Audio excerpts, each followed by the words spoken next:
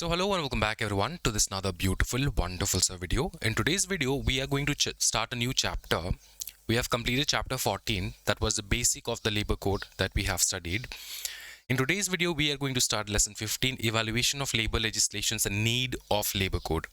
Now, you have to understand कि हम लोगों ने जो चैप्टर 14 देखा है वो है कॉन्स्टिट्यूशनल लेबर लॉ, मतलब how constitution and labour law goes hand in hand and how labor law has been drafted keeping in mind Constitution of India, okay, and how Constitution of India gives us the right to make the labor laws. ठीक है, Constitution of India, we have seen that articles and state principles, directive principles of state policy are related with the labor law. ठीक है, अगर हम लोगों ने सोचा कि लेबर लॉ बनाना है तो कॉन्स्टिट्यूशन में झांक के हम लोगों ने देखा है कि कैसे कॉन्स्टिट्यूशन कौन से आर्टिकल्स के आधार पे हम लोगों ने लेबर लॉ जो है वो बनाया है। ये हम लोगों ने कॉन्स्टिट्यूशन के साथ कंपेयर करके स्टडी किया है। ठीक है, जो आर्टिकल्स इंपॉर्टेंट है वो मैंने आपको बता दिया है, इसी आर्टिकल्स को पढ़ के आपको एग्जामिनेशन में जाना है। नेक्स्ट चैप्टर जो है वो बहुत ज़्यादा ह्यूज चैप्टर नहीं है, इसमें आपको जानने को मिलेगा what is the need of labour code. ठीक है, लेबर लॉ का दरकार क्यों पड़ा, understood, why did we bring labor code. Now you have to understand कि कोड का मतलब क्या होता है। कोड का मतलब होता है combination of lot of loss, बहुत सारे लॉस का कॉम्बिनेशन मिला के अपने को कोड मिलता है। सो हम लोगों ने इतने सारे लॉस को एक साथ एक करके कोड क्यों बनाया है, इसका कारण आपको जानना है। तो इस चैप्टर में से आपको वो नेसेसिटी जो है वो सीखना है कि क्या नेसेसिटी था जिसके कारण हम लोगों ने इतने सारे लॉस को एक साथ मिला के कोड बनाया है। ठीक है, इंट्रोडक्शन वगैरह छोड़ो, हिस्ट्री वगैरह छोड़ो, आपको सीधा आना है यहाँ से। Need to bring in new legislations, नए लॉस बनाने का आवश्यकता क्या था। सबसे पहला है कॉन्करेंट लिस्ट में डालना। कॉन्करेंट लिस्ट, लेबर लॉ जो है वो कॉन्करेंट लिस्ट में है। अब कॉन्करेंट लिस्ट क्या होता है? Concurrent list constitution of India में अगर तुम जाके देखो, कॉन्करेंट लिस्ट वो लिस्ट होता है जहाँ पे स्टेट एंड सेंटर, ठीक है, union government and state government एक साथ मिलके काम करते हैं। ठीक है, central government and state government एक साथ मिलके काम करते हैं, central government and state government एक साथ मिलके लॉज बनाते हैं। इसके कारणवश इसको हम लोगों ने कॉन्करेंट में डाला। अगर हम लोगों ने सिर्फ सेंटर को पावर क्यों नहीं दिया, यहाँ पे स्टेट के पास पावर क्यों? क्योंकि स्टेट नोज बेटर, क्योंकि स्टेट गवर्नमेंट अपने स्टेट को बेटर तरीके से जान पाएंगे। The situation in Bangalore is not equals to the situation in Calcutta. ठीक है, तो वहां पे हम लोगों को स्टेट वाइज जो है देखना होता है कि इस स्टेट में खर्चा कितना है, इसमें मिनिमम वेजेस कितना होना चाहिए। तो एवरी स्टेट डिपेंड्स वेरीज। ठीक है, तो इस चीज को एड्रेस करने के लिए हम लोगों ने क्या किया है बताओ, कॉन्करेंट लिस्ट में डाला है, which means labour is on the concurrent list allowing both the parliament that is the centre and the state to make the laws, allowing the parliament and the state to make the laws. फिर आता है municipality loss. अब देखो, पहले बहुत सारे loss थे, over 100 state loss and 40 federal loss थे। ठीक है, गवर्न करता था लेबर इश्यूज को। तो इन सब को एकजुट करके एक जगह पे किया गया है। तो इसी कारणवश अपने को नीड पड़ा है, क्योंकि इतने सारे लॉस थे, 100 स्टेट एंड 40 फेडरल लॉस थे, जिसको हम लोगों ने एक साथ कोड में डाला है। ठीक है, उसके बाद है second national commission on labour recommendation. ये रिकमेंडेशन आया था on 2002 by the second national commission of labour. उन लोगों ने बहुत अच्छे से स्ट्रेस किया है कि देखो municipalities of central labour codes के बारे में अपने को कुछ करना है, क्योंकि बहुत सारे लॉस है। रेकमेंडेड कोडिफाइंग, कोड करने के लिए रिकमेंडेशन मिला। कोड करने का मतलब, कोडिफाइंग करने का मतलब ये होता है कि एक साथ एकजुट करने का रिकमेंडेशन मिला कि 4 से 5 करते हम लोग, जो सेटिस्फाई रहेगा, जो 4 से 5 फंक्शनल लेबर कोड्स बनाते हैं, जिससे अपने को लेबर को प्रॉपर तरीके से ऑल ओवर द कंट्री हम लोग इसको प्रॉपरली कर पाएंगे, ऑल ओवर द कंट्री हम लोग गवर्न कर पाएंगे प्रॉपरली। ठीक है, तो इसी प्रकार से बना इंडस्ट्रियल रिलेशन, वेजेस, उसके बाद social security, safety, welfare, working conditions, ये सारे अलग अलग कोड्स बने। ठीक है, वो हम लोग देखेंगे धीरे धीरे। फास्ट ट्रैक रिफॉर्म भी एक कारण था। फास्ट ट्रैक रिफॉर्म का मतलब होता है GST, accelerated after GST, one nation one tax. ठीक है, अलाइनिंग विद सबका साथ सबका विकास। नेक्स्ट आता है अपना ministry of labour and employment held extensive discussion करने के बाद ड्राफ्ट किया codes uploaded for public consultation. उसके बाद 9 ट्रिपलेट्स डिस्कशंस बैठे। ट्रिपलेट्स डिस्कशन मतलब 3 पार्टीज बैठे, जैसे कि फॉर एग्जांपल आप ले सकते हो union, state and the employers. Tripartite का मतलब ये होता है कि यूनियन मतलब center and employer and state जो है मिलके बैठ के वो लोग लॉज बनाते हैं। Parliament standing committee examined all the 4 bills, उन्होंने एग्जामिनेशन किया। उसके बाद कोडिफिकेशन जो है वो हुआ, कोड इसलिए हम लोग कहते हैं labour code, not labour law, समझ में आ रहा है, लेबर कोड कहते हैं हम लोग। कोडिफिकेशन एनैक्टमेंट, मिनिस्ट्री, अब ये हिस्ट्री है तो this is not so important for you. Ministry submitted 4 labor code bills in 2019 to codify 29 central legislations. Code on wages 2019 approved by the Parliament. Standing committee handled all the 3 bills in September 2020. Government repealed old bills, ठीक है, enacted new codes. अब वो applicable last year हुआ है। The 4 new codes are Code on Wages, Industrial Relation Code, Social Security Code and Occupational Safety, Health and Working Condition Code. ये है final draft of your code that you are going to learn right now, ठीक है। अच्छा, उसके बाद आता है आपका पर्पस ऑफ, अच्छा कोड्स तो तुमको पता ही है कौन से कोड्स है, बताओ फटाफट। Code on wages, industrial relation code, occupational safety health and working condition code, social security code, ये 4 प्रकार के कोड्स है। Now purpose of labour legislation, what is the purpose of labour legislation?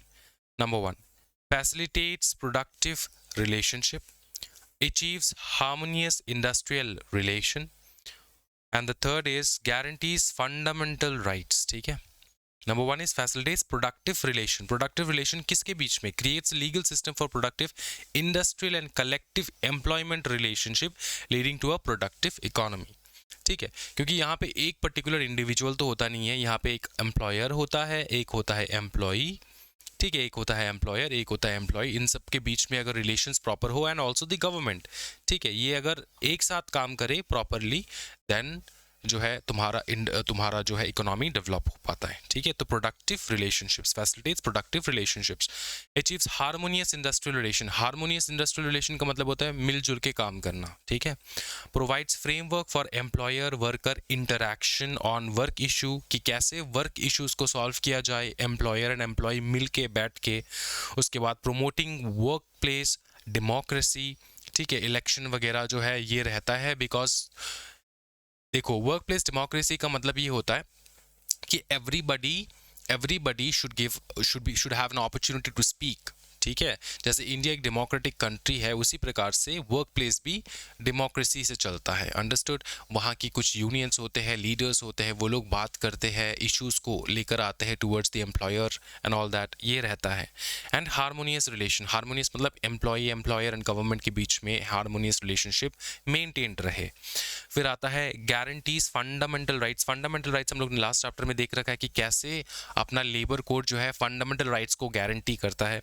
Reminds and guarantees accepted fundamental principles and right at work, establishing implementation enforcement processes. Understood? चलो next आता है objective of labor codes. What is the objective? It is pretty much similar to the purpose of labor legislation. Now what is the objective of labor codes? Number 1 is streamlining and unification.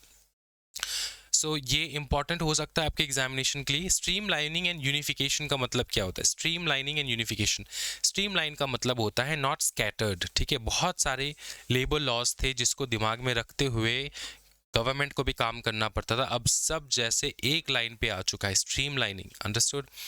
To achieve clarity, standardising terminology and consistency by streamlining and unifying the labor legislation. Unifying the legislation का मतलब होता है कि अलग अलग labour laws अलग अलग प्रकार की बातें करते हैं, अब उन सबको यूनिफाई कर दिया गया है that so that it supports one another, एक दूसरे को कॉन्ट्राडिक्ट ना करे, ठीक है। फिर आता है comprehensive coverage, consolidating laws. Consolidating laws का मतलब ये होता है कि बहुत सारे लॉज थे, उसको कॉन्सोलिडेट किया गया है, एक साथ मिल के कोड, 4 ही कोड बनाया गया है for broader labour coverage change as previous rules varied by employment type, threshold वगैरह वगैरह, अलग अलग प्रकार के थ्रेशोल्ड्स थे, अलग अलग प्रकार के टाइप्स थे। बहुत आप लोगों ने प्रीवियस लेबर लॉ तो पढ़ रखा होगा, जो ओल्ड स्टूडेंट है उन्होंने पढ़ रखा है, उनको पता है कि हर एक जगह पे तुमको अलग अलग थ्रेशोल्ड मिलता था कि इतना एम्प्लॉय हुआ तो इतना एम्प्लॉय, इतना 20 अगर एम्प्लॉय हो गया तो फैक्ट्री वगैरह वगैरह एक्सेट्रा एक्सेट्रा, ये सब थे, अभी भी है, लेकिन अब बहुत ज़्यादा कॉमन कर दिया गया है, so that it is applicable on almost majority of the work places. ठीक है, फिर आता है एनसीएल रिकमेंडेशन, नेशनल, देखो national commission on labour law, national commission on labour law जो है उनका रिकमेंडेशन को माना गया। उसके बाद एरियाज ऑफ शॉर्टफॉल, कोड क्या करता है, स्ट्रीमलाइन करता है, but shortfall in some areas, कहीं कहीं पे शॉर्टफॉल होता है, बट हर एक अच्छी चीज़ का कुछ ना कुछ नेगेटिव इफेक्ट देखने को मिल जाता है। Example 1, occupational safety codes includes general leave, but sales promotion staff retain specific additional entitlement. Occupational safety code includes a general leave, but sales promotion staff retain specific additional entitlement, मतलब उसको अलग प्रकार से entitlement मिलता है। Example medical leave for 1/18 of duty period, ये भी मिलता है। तो ये तुमको क्या होगा कि जैसे जैसे तुम लेबर कोड्स को एक एक कोड को इंडिविजुअली पढ़ोगे ना, वैसे वैसे क्लियर होगा। ये एज अ जनरल नॉलेज आपको लेना है, ठीक है, कि ये जनरली क्या कहता है, जनरली हम लोगों ने कोड को एक साथ क्यों किया, इतने सारे लॉस को एक साथ क्यों किया। तो ये कुछ शॉर्टफॉल्स है जो तुमको रिमेंबर करना है। ये इस एग्जाम्पल देने की आवश्यकता नहीं है, आपको सिर्फ ये याद रखना है, कोड स्ट्रीमलाइन जरूर करता है बट शॉर्टफॉल भी हो जाता है इन सम एरियाज। ठीक है, नेक्स्ट आता है आपका main problem of labour reforms, main problem of labour reforms, balancing employment development with preserving employees right, employee का डेवलपमेंट भी हो पाए एंड एम्प्लॉय के राइट्स भी सिक्योर्ड रहे, इस प्रकार से उन लोगों ने कोडिफाई किया है, रिफॉर्म्स लाया गया है। रिफॉर्म्स का मतलब क्या होता है, चेंजेस। की डिस्कशन टॉपिक क्या क्या रहेगा, कवरेज क्या क्या रहेगा, small businesses, lay off cut off points, labour enforcement, flexible labour forms, collective bargaining, ये सब आपको आगे के चैप्टर्स में देखने को मिलेगा। ठीक है, टॉपिक को और अच्छे से करेंगे, यहाँ पे सिर्फ तुमको याद रखना है कि हाँ ऑब्जेक्टिव्स ये रहा, ये सारे कुछ ऑब्जेक्टिव्स थे। फ्यूचर नीड्स को केटर करने के लिए भी ये लाया गया है। न्यू एम्प्लॉयमेंट टाइप्स, अलग अलग प्रकार के। गिग वर्क्स क्या होता है, gig works short for a short period of time वो लोग काम करते हैं। ठीक है, तो ये गिग वर्क्स में आता है। तो ये सब जैसे जैसे आप लोग चैप्टर्स करोगे ना, वैसे वैसे आपको पता चलेगा। फीचर्स ऑफ लेबर कोड्स आपको देखना है, व्हाट आर द फीचर्स, ये भी इंपॉर्टेंट है एग्जामिनेशन के। एप्लीकेबिलिटी थ्रेशोल्ड देखो, ये इन जनरल है, ये इन जनरल है, जैसे अलग अलग आप पढ़ोगे वैसे अलग अलग आपको देखने को भी मिल जाएगा। एप्लीकेबिलिटी थ्रेशोल्ड में क्या है, rules apply to businesses above a certain size, ये जो सारे रूल्स है ये अप्लाई होता है on to a business after reaching in to a certain size. For example typically 10+ employee अगर तुम्हारे पास है तो तुम्हारे ऊपर एप्लीकेबल हो जाएगा। क्या सारे एप्लीकेबल हो जाएंगे, नॉट नेसेसरली, वो हम लोग आगे जाके देखेंगे कौन से जगह पे कौन सा कोड अप्लाई होता है। 4 कोड्स है अपने पास। फिर प्रोज ये है, ईजेस कंप्लायंस फॉर स्मॉल बिजनेसेस, छोटे बिजनेसेस के लिए कंप्लायंस ईजी हो जाता है। कौन ये है कि all businesses should offer fundamental protection. ठीक है, all businesses should offer fundamental protection, पे, सोशल सिक्योरिटी, वर्किंग कंडीशंस। अब ये कॉन्स एंड प्रोस में क्या डिफरेंस है मैं तुमको ये समझा देता हूँ। नॉर्मली यहाँ पे कहा गया कि आफ्टर कि तुमने कोई बिजनेस स्टार्ट किया, now that business should reach up to a minimum criteria. Example के तौर पे अगर 10 एम्प्लॉय तुम्हारे पास है तो मिनिमम क्राइटेरिया रीच कर रहा है, तब जाके तुम्हारे ऊपर ये लागू होगा। ठीक है, ये है pros, this is pros for the businesses. Cons भी तो रहेगा ना, कॉन्स ये है, नेगेटिव बात ये है कि जो बिजनेसेस जहाँ पे पकड़ लो 8 लोग काम कर रहे हैं, 5 लोग काम कर रहे हैं, 6 लोग काम कर रहे हैं, वहाँ पे प्रोटेक्शन कम है, उनके पे के रिगार्डिंग प्रोटेक्शन कम है, क्योंकि लेबर कोड्स वहाँ पे एप्लीकेबल ना हो सके, शायद ना हो, समझ में आ रहा है ना। तो यही बात है कि अगर हम लोगों ने बिजनेस को प्रोटेक्ट करने के लिए बोला है कि चलो ठीक है, तुमको ये सारे जो रूल्स रेगुलेशंस है इतना ज़्यादा फॉलो करने की आवश्यकता नहीं है, बिकॉज तुम्हारा बिजनेस इतना बड़ा नहीं है, तो उन छोटे छोटे बिजनेसेस में जो काम कर रहे हैं लेबर्स है उनको भी प्रोटेक्शन कम मिलता है। ये एक प्रकार का कॉन है, राइट। कॉन मतलब समझ में, हिंदी वाला कॉन नहीं, इंग्लिश वाला कॉन। ठीक है, इशू क्या है, size based limits persist in some codes, कुछ कोड्स में साइज बेस्ड लिमिट्स रहता है कि तुम्हारा इतना बड़ा हो तभी एप्लीकेबल होगा। दूसरा है सिंप्लीफाइड सिस्टम, इसको बार बार रिपीट नहीं करेंगे, इसको आराम से देखना है। सिंप्लीफाइड सिस्टम है increase lay off threshold. Lay off threshold का मतलब फॉर एग्जांपल मैं तुमको समझाऊं, प्रीवियसली क्या होता था कि अगर 100 plus employees needed government approval for closure lay off retrenchment. Lay off क्या होता है, रिट्रेंचमेंट क्या होता है, ये आगे हम लोग लेबर कोड में देखेंगे। सिंपल बात मैं तुमको ये समझाना चाहता हूँ कि अगर आपको पकड़ लो तुम्हारे बिजनेस को, फैक्ट्री को पूरा बंद कर देना है, ठीक है, या फिर तुमको 100 लोगों को निकाल देना है, फॉर एग्जांपल तुमको 100 लोगों को निकाल देना है, 100 लेबर्स को निकाल देना है, बिकॉज तुमने मशीनरी वगैरह जो है वो लागू कर दिया है तुम्हारे यहाँ पे, तो मशीन से काम हो जाता है, आप लेबर्स को निकालना चाहते हो फॉर एन एग्जांपल, ठीक है। अगर ऐसा है तो अगर 100 प्लस लेबर्स को तुम निकालना चाहते हो, 99 तक ठीक था, लेकिन अगर 100 प्लस लेबर्स को निकालना चाहते हो तो तुमको गवर्नमेंट का अप्रूवल लेना होता है। 100 plus employees needed government approval for closure. अगर तुमको बंद करना है, ले ऑफ कर देना है या फिर रिट्रेंच कर देना है, ठीक है, तो तुमको 100 प्लस अगर हो तभी जाके गवर्नमेंट का अप्रूवल चाहिए होता है। इससे कम अगर है तो तुम निकाल सकते हो, कोई टेंशन वाली बात नहीं है। अब यहाँ पे क्या है कि industrial relation code raises to 300 plus and allows further government increase by notification. इसका मतलब ये कि अब क्या है कि लेबर्स के लिए थोड़ा नाइंसाफी हो चुका है, लेकिन ये जो तुम्हारा फैक्ट्री वगैरह है उनके लिए थोड़ा आराम है, ठीक है। यहाँ पे बताया जा रहा है कि अगर 300 प्लस एम्प्लॉयज को आप निकालना चाहते हो तभी जाके गवर्नमेंट अप्रूवल जो है वो दरकार होगा इन टर्म्स ऑफ क्लोजर। अगर इन टाइम्स ऑफ क्लोजर या फिर ले ऑफ कर रहे हो या फिर रिट्रेंचमेंट हो रहा है उस वक्त, ठीक। उसके बाद देखो क्या आता है, addressing compliance burden and enforcement. Addressing compliance burden and enforcement. देखो, old laws complexity increase businesses compliance burden. Business के ऊपर बहुत ज़्यादा बर्डन आ जाता था, ठीक है, तो अब जो है स्मॉल बिजनेसेस के ऊपर थोड़ा कम बर्डन है। Old enforcement was weak, code aim to address some of this issues. तो कोड के कारणवश इन सारे इश्यूज को एड्रेस किया जाता है। फिर आता है contract labour and fix term employment.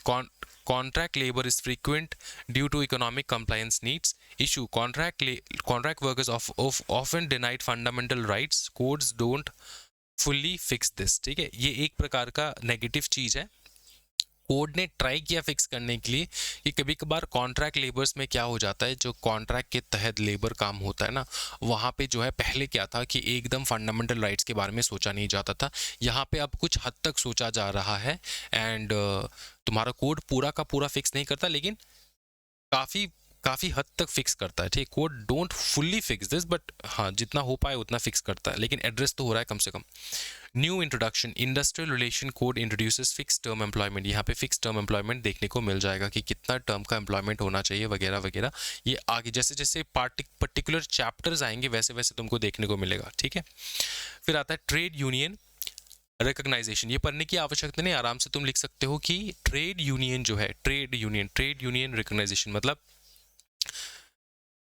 बहुत सारे यूनियंस है लेकिन कोई स्टैंडर्डाइजेशन फॉर्मेट नहीं है इनको रिकॉग्नाइज करने के लिए। अगर तुमने सोचा कि आज यूनियन बना लेते हो तुम बना पाओगे, लेकिन तुम्हारा रिकॉग्नाइजेशन, तुम जो एक यूनियन हो इसका रिकॉग्नाइजेशन कैसे मिलेगा? पहले रिकॉग्नाइजेशन नहीं मिलता था, अब रिकॉग्नाइजेशन मिल सकता है, प्रोसीजर इजी हो चुका है। Many unions but no standards for recognising for formal bargaining. Industrial relation code creates recognisation provisions कि तुमको कैसे रिकॉग्नाइज किया जाए, तुम्हारे यूनियन को कैसे रिकॉग्नाइज किया जाए, ये प्रोविजन जो है लाया गया। क्या ये समझ में आ रहा है दोस्तों? I hope it is clear. उसके बाद आता है simplification versus shortfall. Simplification versus shortfall. Code simplify labour rules but have shortfalls. Code क्या करता है? सिंप्लीफाई करता है लेबर के रूल्स एंड रेगुलेशंस को, लेकिन थोड़े बहुत शॉर्टफॉल्स भी देखने को मिलता है। Code on Social Security allows notifying program for gigs and platform workers. Gigs मतलब for a short period of time, एक दिन के लिए, 2 दिन के लिए and all that. But classification lacks precision. इसको classify कैसे करे कि gig कौन सा होगा, platform working कौन सा होगा, etc etc। बहुत अलग अलग प्रकार के वर्किंग कंडीशंस है। इसको जो है क्लासिफिकेशन ज़रूर मिला है लेकिन लैक्स द प्रिसीशन, पूरा 100% प्रिसाइजली क्लासीफाई नहीं हो पाता है, ठीक है। तो कोई भी तुम कोड बना रहे हो, लॉ बना रहे हो, कुछ ना कुछ डिफ़ॉल्ट निकलेगा। ये जज का काम है उनको ठीक करने के लिए, उनको प्रॉपर तरीके से जजमेंट करके उसको एड्रेस करने के लिए। Delegation of rules making authority. Codes delegates rule making power on significant issues, for example social security, health and safety. Debate whether legislature or executive should decide this. Whether legislature और executive should decide, मतलब legislature decide करेगा या फिर executive body decide करेगा। Legislature decide करने का मतलब होता है गवर्नमेंट, ठीक है, एंड या फिर एग्जीक्यूटिव बॉडी जो एग्जीक्यूट कर रहा है इन सबको, वो बॉडी जो है डिसाइड करेगा। ये भी प्रोविजंस एंड पावर्स जो है बनाया गया है। उसके बाद आता है gender discrimination prohibition, forbids gender discrimination, किसी प्रकार का हायरिंग प्रोसेस में जेंडर डिस्क्रिमिनेशन नहीं होना चाहिए, ठीक है, फॉर सिमिलर जॉब्स एंड पे, सिमिलर काइंड, ठीक है, सेम काम कर रहे हो, वुमेन एंड मेन सेम काम कर रहे हैं, तो जेंडर के हिसाब से उनका पेमेंट नहीं होना चाहिए, ये भी अवॉइड करता है जेंडर डिस्क्रिमिनेशन, ठीक है। उसके बाद एडवाइजरी बोर्ड भी बिठाया गया है, comprised of federal and state government दोनों मिलके, तुमको पता ही है, मैंने पहले ही बता दिया था। Central board employer employee independent individuals, 5 state representation आएगा, स्टेट बोर्ड से इंडिपेंडेंट इंडिविजुअल्स एम्प्लॉयर्स वर्कर्स आएंगे। वुमेन रिप्रेजेंटेशन भी रहेगा, 1/3 of the both central and state boards में 1/3 जो है विमेन होना चाहिए। Functions, advice on minimum wage का एडवाइस देता है ये लोग, फिर expanding women opportunities and all, ठीक है।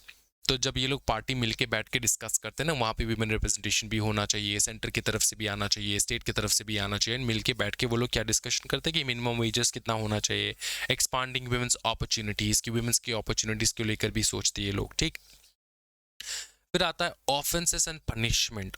पनिशमेंट एंड ऑफेंसेस तो बहुत नेसेसरी है, अगर तुमने कोड फॉलो नहीं किया तो कौन से ऑफेंसेस कौन से पनिशमेंट तुम्हारे ऊपर लग सकता है वो। तो code outlines punishment for employer का ऑफेंस, अंडर पेइंग वेजेस, अगर तुम अंडर पे कर रहे हो तो, वायोलेटिंग कोड का रिक्वायरमेंट, जितना तुमको पे करना था उतना तुम पे नहीं कर रहे हो, और कोड में जो रिक्वायरमेंट है वो फॉलो नहीं कर रहे हो। Maximum punishment 3 months prison and up to 1 lakh fine रख दिया है। पेनल्टीज वेरी बाय ऑफेंसेस का टाइप, ठीक है। इसी के साथ जो है ये चैप्टर यहीं पे कंप्लीट हो जाता है। यही 2 चीज़ है जो तुमको याद रखना है एग्जामिनेशन पर्पस के लिए। इस चैप्टर में बहुत ज़्यादा कुछ है नहीं, बहुत छोटा चैप्टर है, लेकिन कमाल का चैप्टर है। इसमें तुमको थोड़ा बहुत ओवरव्यू मिल जाएगा। तो तुमको याद सिर्फ 2 ही पॉइंट का रखना है। Need to bring in new legislation क्या था, ठीक है, उसके बाद पर्पस क्या है, उसके बाद फीचर्स क्या है, ठीक है। नीड, पर्पस एंड फीचर, क्या बताओ, नीड, पर्पस एंड फीचर, ये 3 तुमको याद रखना है, बस दैट्स इट। आज की वीडियो में इतना ही दोस्तों। कमेंट सेक्शन में ज़रूर अपना अटेंडेंस लगाए, वरना वीडियो कभी भी बंद हो सकता है ये सारे क्लासेस, ठीक है। ज़्यादा से ज़्यादा कमेंट आएगा तो we are motivated to make on this videos. I hope this is clear. Next class हम लोग स्टार्ट करेंगे चैप्टर 16, ये कम से कम 2 से 3 क्लास लगेगा चैप्टर 16, ठीक है। Occupational safety, health and working conditions को लेकर हम लोग देखेंगे। चलो आज की वीडियो में इतना ही दोस्तों। Thank you so much everyone, happy learning guys, bye bye, take care and जय हिंद।